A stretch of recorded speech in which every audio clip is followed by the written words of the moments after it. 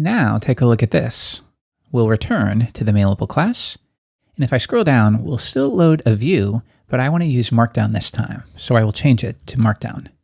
All right, let's return to that view. And I'll delete everything and replace it with, and this is important, a new component called mail message. So let's get this to work and then we'll talk about it a little bit more. Okay, so now we can have anything here. Heading, some lorem ipsum text, and then a list goes here. Okay, let's give that a shot. So once again, we'll send an email to foo. And if we take a look at it, now we have a nicely formatted HTML email. How cool is that?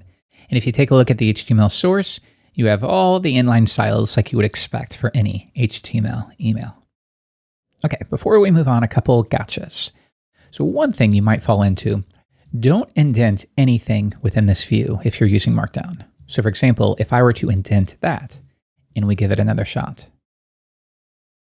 if we return, you'll see it's not rendered properly compared to the original. So that's definitely something to be aware of. As a general rule of thumb, don't indent anything. It messes up the parser.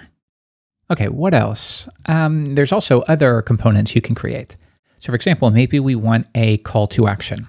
I could say add a component, mail button.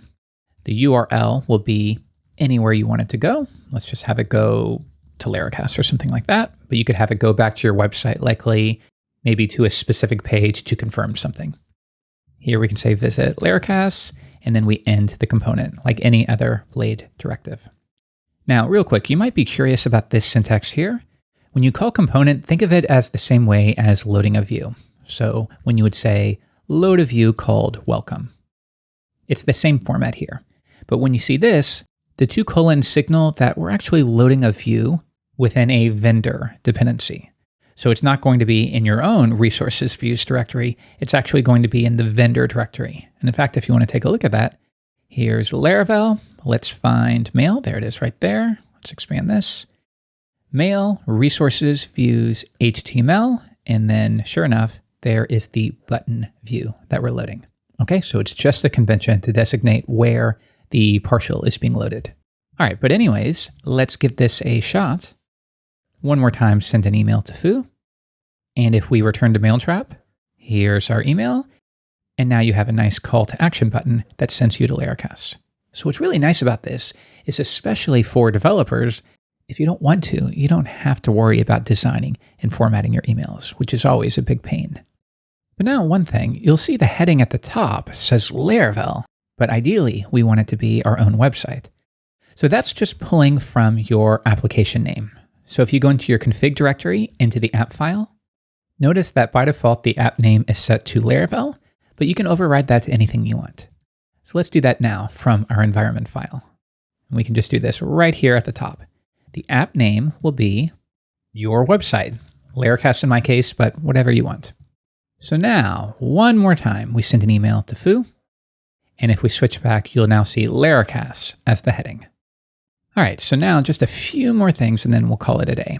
So as it turns out, when you generate a new message, you have the option to create a Markdown mailable as part of the artisan command.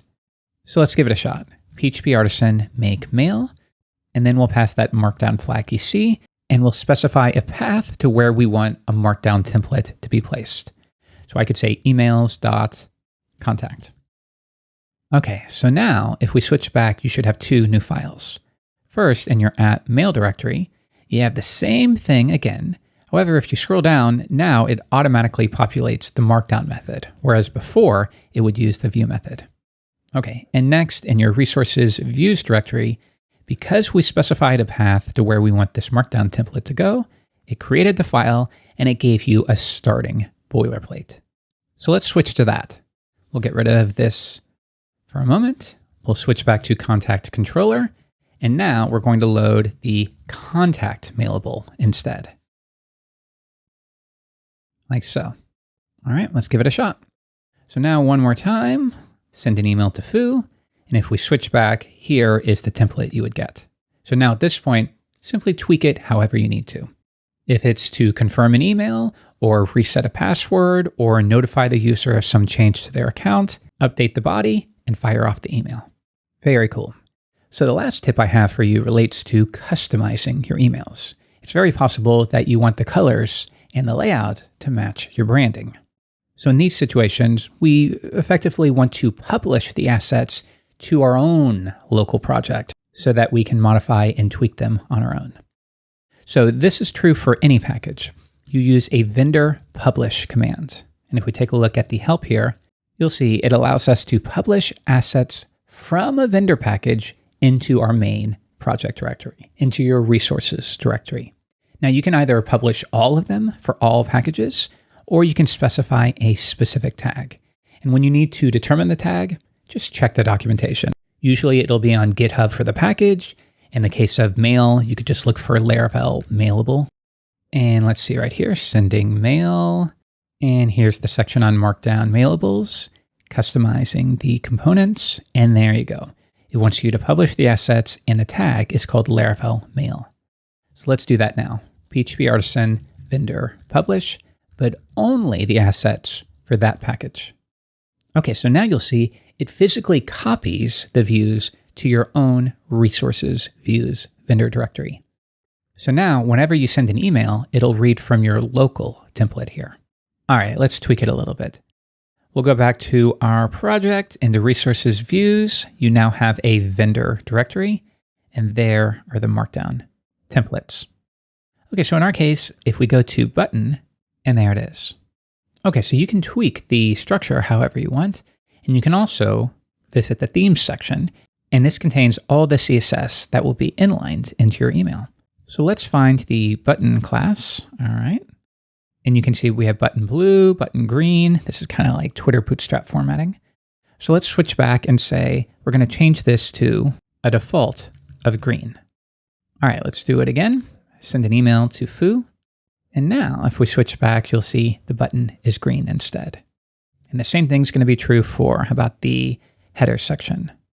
Here's the section that is responsible for that heading. And you'll see it has a class of header. So let's go to our theme. Let's find header there. And there you go. How about we change the color to black with no text shadow? Okay. So here's what we have currently. But after we send another email, now you've tweaked it. So you have complete control. And actually, I lied. One last thing.